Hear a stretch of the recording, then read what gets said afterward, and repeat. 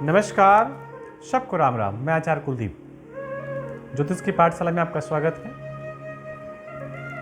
महीने में 6 दिन ऐसे होते हैं जिस दिन किसी बालक का जन्म हो तो उसे ऐसा कहा जाता है कि मूल नक्षत्र में जन्म हुआ है, और उसके बाद उसकी शांति करवाई जाती है। वो हमारे वैदिक आचार्य करवाते हैं। बहुत सारी प्रक्रियाएं शांति की होती हैं, और अगर बालक का जन्म मूल नक्षत्र में हुआ है तो प्रयास करना चाहिए कि पिता को अपने पुत्र का मुख लगभग 27 दिनों तक नहीं देखना चाहिए। पहली प्रायोरिटी ये है।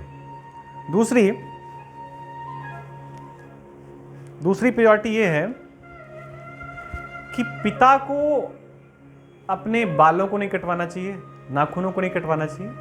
यही स्थिति माँ के साथ भी है। 27 दिन तक प्रयास हो कि थोड़ा सा नियम का पालन हो, क्योंकि बालक का जन्म मूल नक्षत्र में हुआ है। मूल नक्षत्र का नाम सुनते ही लोग घबराने लगते हैं, लेकिन हम आपको थोड़ी सी कुछ नई चीज बताएंगे वैज्ञानिक ढंग की। मूल नक्षत्र के जितने भी बालक होते हैं वो श्रेष्ठ होते हैं और जीवन में अच्छा कार्य करते हैं। उदाहरण के रूप में बहुत सारे नाम हैं, और सौभाग्य से हमारा भी जन्म मूल नक्षत्र में हुआ है, और वो भी उस चरण पे जो टॉप का है अपनी स्थिति का। लेकिन प्रभाव क्या होता है? मूल नक्षत्र का जो बालक होता है ज्यादातर स्थितियों में 1 साल से कम की उम्र में उसे अस्वस्थता होती है, बीमार हो जाता है, और भी एक भयानक स्थिति होती है कि कई बार तो प्राण भी चले जाते हैं। ये 1 साल से कम स्थिति में होता है। 2.5 साल तक ऐसी स्थितियां चलती रहती हैं। उसके पीछे विज्ञान के उस पर चर्चा हम नहीं करेंगे। 2.5 साल तक स्थितियां चलती रहती हैं और कुछ न कुछ खटपट सब बना रहता है। लेकिन अगर वो इस पीरियड समय से जो है ये 2.5 साल का, 1 साल से लेकर 2.5 साल तक का, इससे वो आगे बढ़ गया तो जीवन में श्रेष्ठतम कार्य करता है।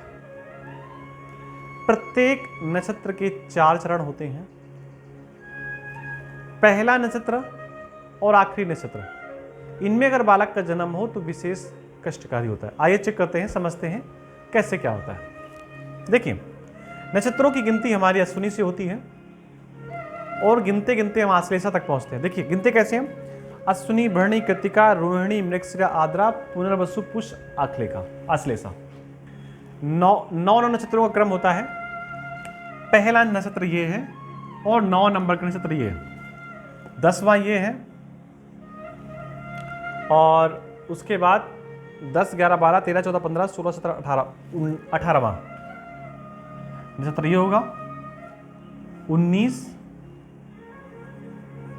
और 27। ठीक है। पहला नक्षत्र, 9वां नक्षत्र, 10वां नक्षत्र, 18वां नक्षत्र, 19वां नक्षत्र, 27वां नक्षत्र। अब राशियां कितनी है? 12, यानी कि 4 राशियां यहां मान लो, 4 यहां मान लो, 4 यहां मान लो। चलो थोड़ा सा ऐसे समझ लेते हैं और अच्छे से। राशियां 12, यानी कि इसको आप 3 भागों में बांट लीजिए। मेष राशि चलना प्रारंभ हुआ, 1, 2, 3, 4, फिर यहां 5, 6, 7, 8, 9, 10, 11, 12। इसे ज्योतिष की भाषा में बचक कहते हैं। यहां से कोई भी ग्रह प्रारंभ हुआ और राशि जैसे ही 4 डिग्री पे यहां पहुंचेगी तो यहां पे एक गड्ढा माना जाता है। ऐसा मानता है गड्ढा, बचक्र में गड्ढा है, और इसका जो अश्विनी नक्षत्र है वो कहां प्रारंभ होगा? यहां पे।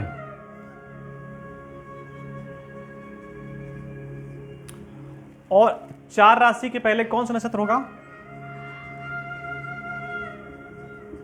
आश्लेषा।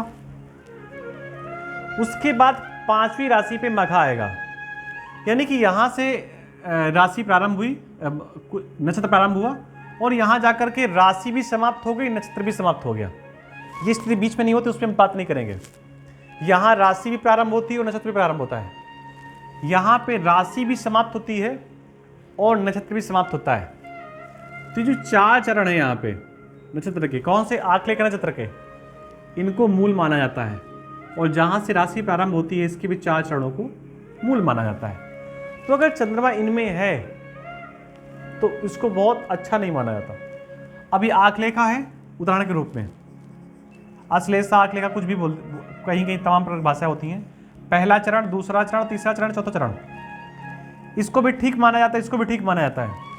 लेकिन इन चरणों पे जन्मे बालकों को बहुत श्रेष्ठ, बहुत स्वास्थ्य की दृष्टि से अच्छा नहीं माना जाता। उसके बाद आंकलेखा के बाद तत्काल आएगा मघा। मघा का होगा पहला चरण, दूसरा चरण, तीसरा चरण, चौथा चरण। इसके दोनों स्टार्टिंग के चरण अच्छे नहीं माने जाते। ये तो फिर भी ठीक है, इसके स्टार्टिंग के फिर ठीक है, इसके लास्ट के ठीक है। लेकिन जो 4 चरण हैं इन्हें बड़ा कष्टकारी माना था। ठीक स्थिति यहाँ पर भी होती है। 4 के बाद यहाँ पे राशि प्रारंभ होगी, कौन सी? 5वीं, यानी कि सिंह राशि। और नक्षत्र कौन सा प्रारंभ होगा? मघा। यानी कि यहाँ मघा के जो 4 नक्षत्र चरण होंगे, अगर यहाँ पर चंद्रमा होगा तो भी कहा जाएगा कि ऐसे व्यक्ति का जन्म कहाँ पर हुआ? मूल नक्षत्र पे। अब बेसिक भाषा में समझ लीजिए, चंद्रमा अश्विनी, आंकलेखा, मघा, ज्येष्ठा, हस्त और रेवती, इनमें से किसी भी नक्षत्र के चरण पे अगर चंद्रमा उपस्थित है तो उसे मूल नक्षत्र युक्त माना जाएगा। अश्विनी नक्षत्र मूल की दृष्टि में बहुत श्रेष्ठ नहीं माना जाता और रेवती नक्षत्र भी मूल की दृष्टि में बहुत श्रेष्ठ नहीं माना जाता। और हमने यहां पर एक कोई त्रुटि की है।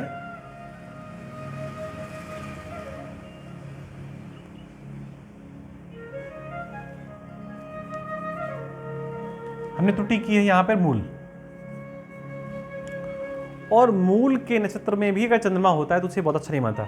बहुत बार एक आम भाषा होती है मूल के मूल हुए, मतलब चंद्रमा मूल नक्षत्र में भी है और मूल का तो है ही, तो मूल के मूल बोलते हैं। एक बात और होती है, एक भाषा का उपयोग होता है कि वो मामा के मूल हैं, नाना के हैं, दादा के हैं, बाबा के हैं। देखिए ऐसा कुछ होता नहीं है, जितना हमको बताया गया है। मूल मूल होते हैं और जो बालक है जिसका है उसके मूल होंगे। थोड़ी सी हास्यप्रद भाषा है। नाना के यहाँ का तो बालक होता नहीं, मामा के यहाँ का बालक तो होता नहीं है, तो मूल पिता के ही होते हैं, घर के लोगों के ही होते हैं। इस बात को आप इसे समझिए, और यही मूल नक्षत्र के बारे में बताया गया है। मिलते हैं किसी नई श्रेष्ठ जानकारी के साथ, तब तक के लिए आप सबको राम राम, नमस्कार।